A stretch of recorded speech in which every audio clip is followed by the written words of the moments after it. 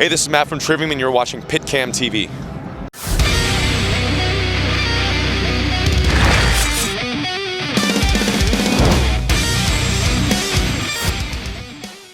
Wie immer PitCam TV hier auf dem With Full Force Festival. Wir haben lange darauf gewartet und heute haben wir Matt von TRIVIUM. Matt, how are you? Yeah, very good. How are you? I'm pretty fine. And what was the show like for It's you? amazing. We got to decide in the dressing room later on, but I think that might have been the best German festival this run. Come on, you're kidding. That was the best one. That was the best one. Yeah. Okay, he's kidding. As a whole, you know, I mean, Rock am Ring, Rock am Park had more people, but this one as a whole, like 100% of the crowd was, or 90% of the crowd was all doing insane shit. And today, part of the crowd did like a rowboat scene. Like, you know that TRIVIUM thing, that boat rudder, strange mountain? Yeah. But they were doing the boat thing. Like the whole pit looked like a rowboat, and they were all rowing in time. It was awesome. It was really cool. Are you able to play any I don't know, is it the right word? Like songs from Shogun or stuff like Curious Gome? Or Yeah, we do when we headline. I mean, today we did two Shogun songs, a couple of Sentency, a couple of Waves. I want to hear Curious Gome again. Yeah, we do it on headliners. The next headlining tour coming up, we're doing Torn Between, which we haven't done. Yeah. Actually, we've only played that song like 5 times ever live. So, and then the headlining tour later this year in Europe, TRIVIUM has laid on Caliban Upon a Burning Body. I think we might be playing a song, the most requested TRIVIUM song ever, but I don't want to reveal it. Schade, wir warten einfach auf die Tour mit SLA Dying, wa? So what is it like for you? Is some kind like the second more than less headlining show in Germany, like last year Wacken. I think it's pretty special for you, like playing this slot. Yeah. Do you think coming up shows later, the later years, you are playing the full headlining shows? Yeah. Yeah, especially here. I can feel it. I feel like it's taken a little while for us in Germany, but now since Wacken, every single show we've had in Germany, it's felt like we're home. So that's a great thing. So Germany is great for you? Yes. Germany is our new home.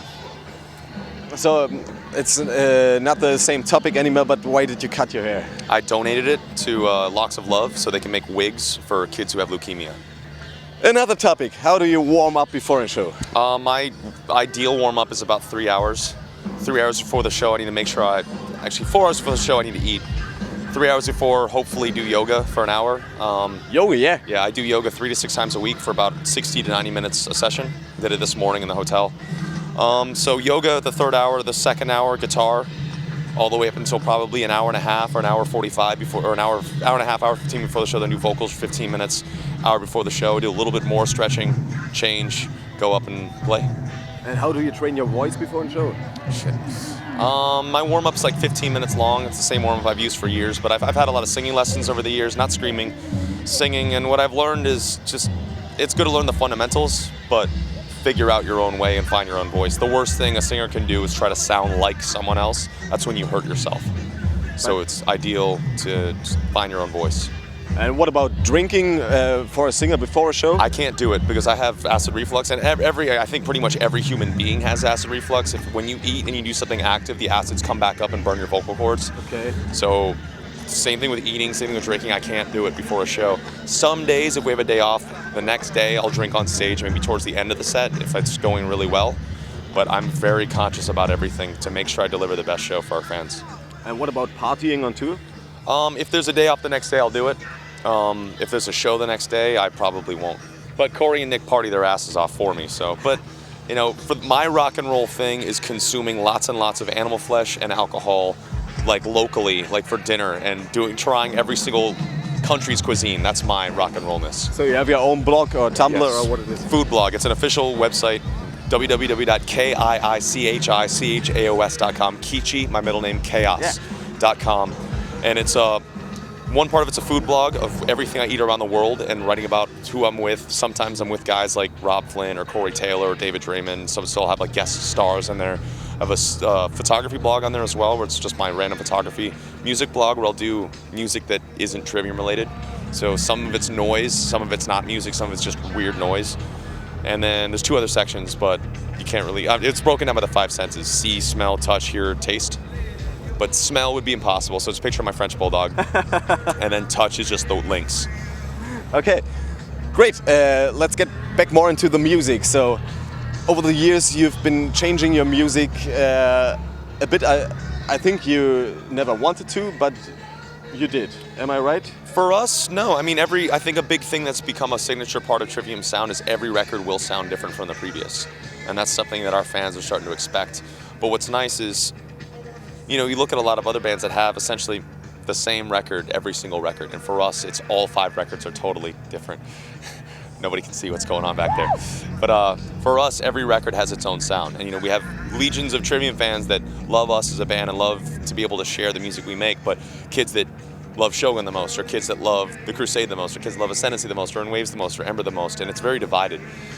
But oh well, at least we bring something to the table like that, where every record you don't know what you're going to walk into. And the next record will sound different to In Waves? The next record is going to do everything we've ever done right on a record. We already have about 9 songs recorded. We've got about 15 songs written. We've got the album title, everything already ready, but no one will know what it is until the 3rd quarter of next year. Ah, come on, tell us something. Nope.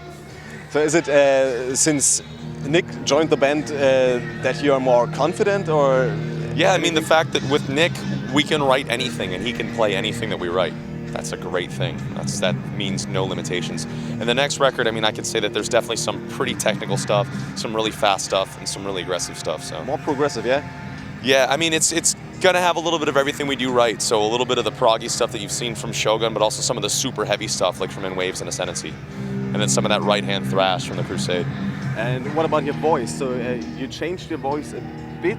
I feel like I just, not sounding like I'm tooting my own horn here, but getting better. Every record I feel like I get better. When I listen back to our records, I feel like I sound younger and younger as the records go earlier. So I think it's just been developing. And I know nowadays more of what I do and what I can do and what I sound best doing. So I try to stick in that. I know I'm not a Halford range singer. I know I tried that, it didn't work, so I know I can't do that. So I know what I'm capable of and I know what sounds best and when. So and about the Crusade period, was there something with this? No, for me, we wanted to make a record that was the opposite of the previous. And it was. Yeah, it was the exact opposite. What's interesting is the US and the UK did not like that record as a whole. You know, kids were more into Ascendancy or more into Shogun. But certain countries, the Crusade is still our highest selling record. So I don't know what's going on with that. But for me, all of our peers, all the bands our age and all the bands we were supporting, and all the bands we were touring with were all screaming, and they're all sing, scream, sing, scream. So we wanted to be the opposite, and we kept doing the opposite. But this time, nowadays, we make exactly what we're going to make regardless of what everybody else is doing. That's great. Yeah. So thank you for that great interview. I'm really appreciate it.